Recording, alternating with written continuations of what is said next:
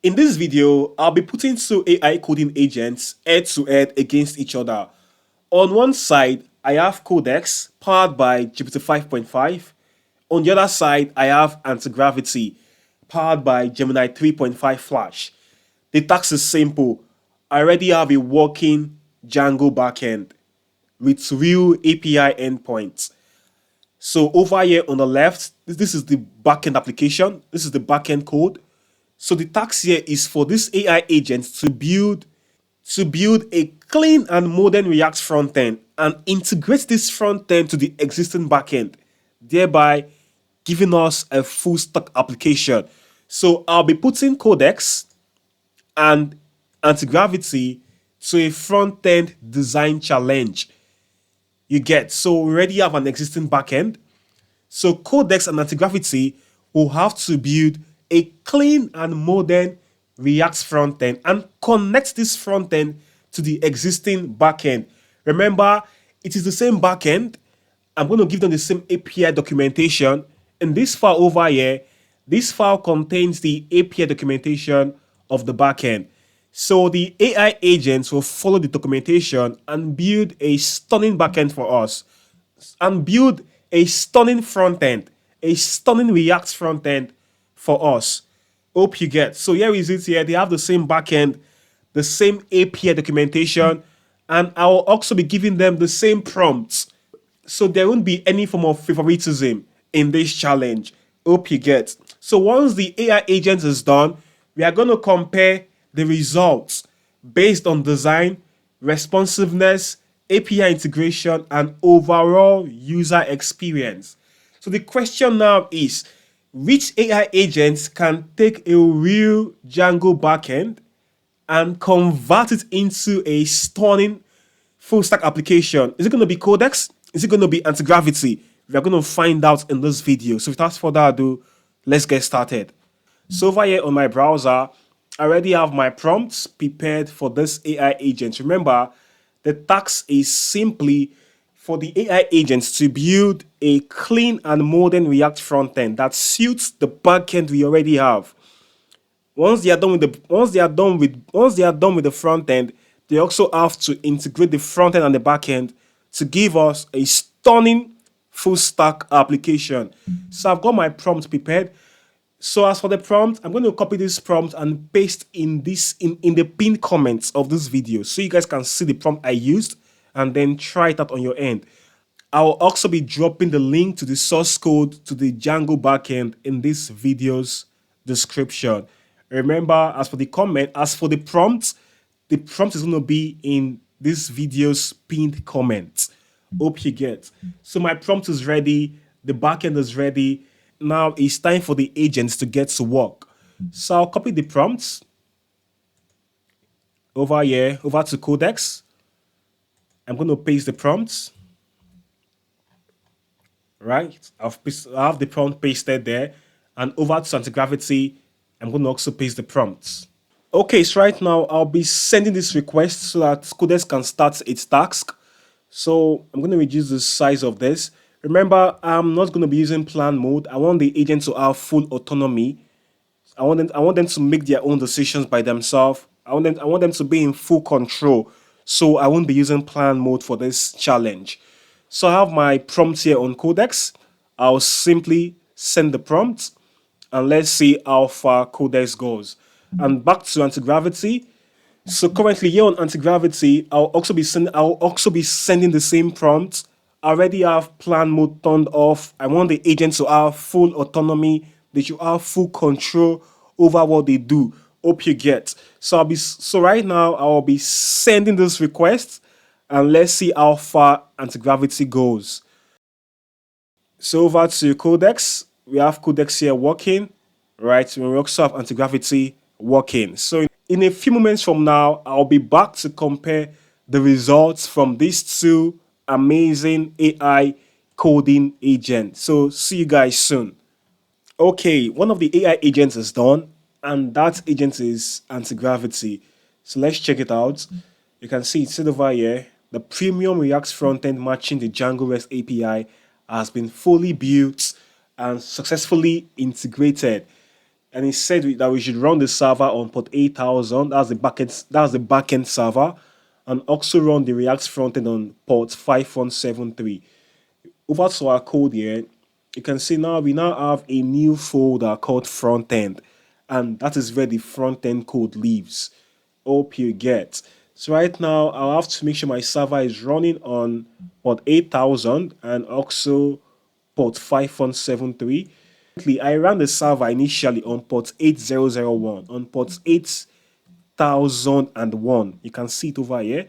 That's fine. I'll have to change that. So over to my front end, over to the source folder.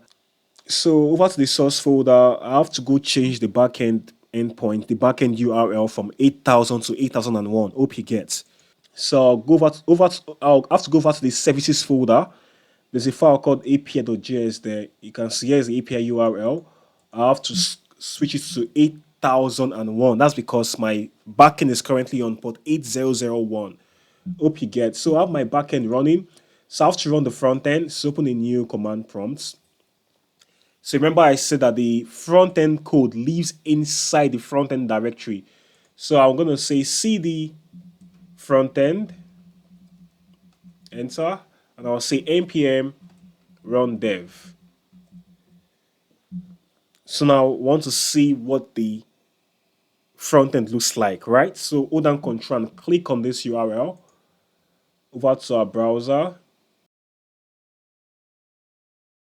Okay, so right now this is what Antigravity built for us. Remember, this is a Django blog backend. You get, so and Antigravity gave me this for the front end. It is fully integrated. As you can see, I have my blog post being fetched. Let's see what we have here. I can open a blog post. We can read a particular blog. You can decide to drop your comments, but you have to be logged in to drop a reply. Let me see that. Let me log in. I could just say I don't have an account.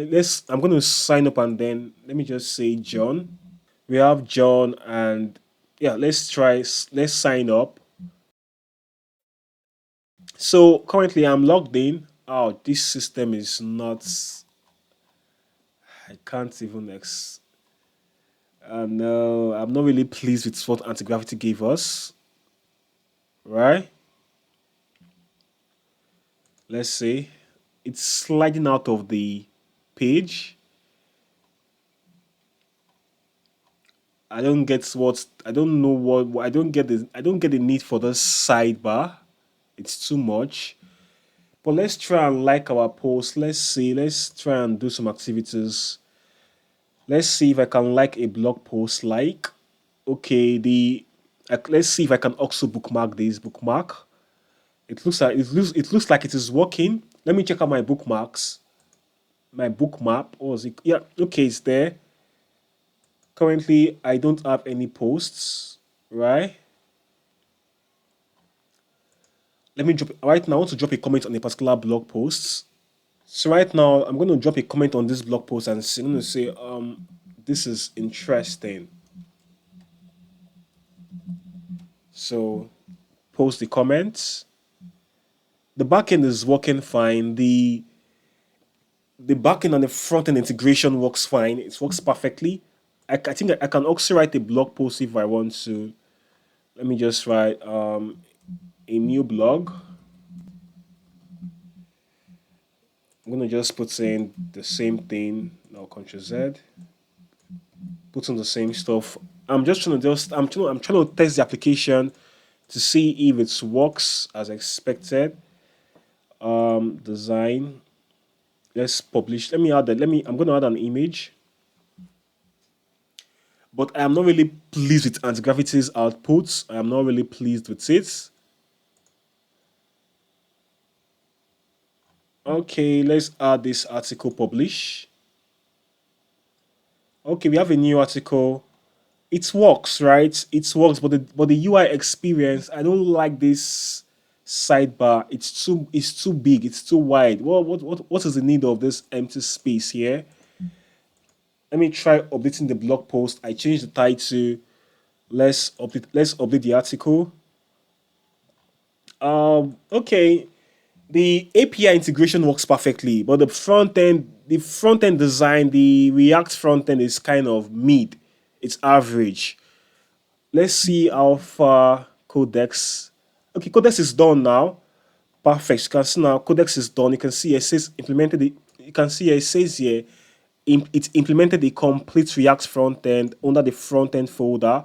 It's used the documentation and it also used the guide I asked it to use. You get so the front end is done. Let's run the Codex application. Let's see what Codex full stack app looks like.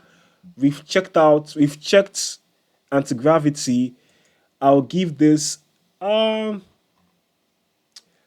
it's not really bad, but I'll give it a 5/10. I'm not really impressed with this front end. I don't like this empty space on the left. What's the empty space doing? It's taking up a lot of space. But the API integration works perfectly. You can bookmark a post, you can like a post, you can drop a comment, you can log in, sign out. It works. You get it. But let's see what Codex did. Let's see what the server runs on. Let's see what it used as the backend URL. Over to the source folder, you'll find let's see API. Let's see client.js. I'm trying to find out. Okay, here is the API. Here is the backend base URL. Okay, it uses port 8000. That's not a problem. So I have to run my server. I already have my backend server running and it's currently on port 8000. You can see it here. So right now, let's run the front end server. We have to go into the front end directory. I'm going to say cd front end and then I'm going to say npm run dev. So okay, right now, here's a front end URL. I have my backend running. So let's see the result let's see what Codex has done. I hope for a better output. Let's see. Okay, this is currently opening on VS Code browser. Codex, I guess Codex is looking interesting. Let's bring this down. Okay, I'm going to copy this to our main browser and see what it looks like. Ah, was and let's see. This is Codex response. These are the categories you get. This you can see here. This is block two. This is coming from John. Remember, John created this article from Antigravity's. From what we have here, you can see I have John's blog. This my blog too. You can see it here. It's appearing here. Here is the blog here, right? So this is Codex. This is Codex outputs. I think let's see the blog post we have. Why is this so long? Why is it like this? Okay, these are the blog posts. Mastering Django. Let's read it. Look at the title structure. This is a thumbnail. This is the body of the blog. I like this. You can drop your comments here. Let's see if I can like a post. Where's the like? Here's the like button. Let's like. Okay, you have to be logged in to like. This is the login page, the sign up page. I'm kind of impressed with what I'm seeing from Codex. So right now, I'm going to log in as John, right? Let's see. John, then sign in. So I have John signed in, right? So here is the page for you to create a blog post, right? This is beautiful. This is nice. This is John's previous blog posts. So let's see if I can like a blog. Let's see if I can bookmark a blog. Click on the like button. Yes, I can like a blog. I can also bookmark. That's good. This is not bad. Let's drop a comment. I love this. Post comment. Here is the comment. I can also edit my comments. Wow, I didn't know this was. Let's save it. Wow, that's good. Okay, we have this, but I don't like this part here. I don't like this text. I don't like how it is being structured over here. Right. Um this is Codex outputs, right? And this is anti-gravity's outputs. Don't worry, remember this AI agent, there was no plan mode. I did not give it, I had to just ask it to just go and do its thing. I gave the agent full autonomy. I'm not really impressed. I'm not really impressed. I'm going to score anti-gravity. I'm going to give anti-gravity a 5 over 10. And I'll be giving Codex response a 7 over 10. You get, so I love the Codex feel. It's not giving the AI vibe at all. If you look at anti-gravity, it's giving that AI vibe. All these gradients is giving me AI vibes. It's looking kind of AI-ish. Hope you get. But as for Codex, Codex is not giving that AI. It's not giving that AI look. You get, but the only thing about this Codex, the only thing about this Codex design is that I don't like this. I don't like this kind of text formatting. I don't know about you guys. Drop your comment. Let me know how you think. But Codex kind of, this is not bad, and I also don't like this font. Maybe if it has used a different font, I might have scored it higher. But I'll be giving Codex a 7 over 10. You get? I like, and this is not bad. This is also, this is good. Bookmarks. I can see my bookmark posts. I don't just like these fonts. You get?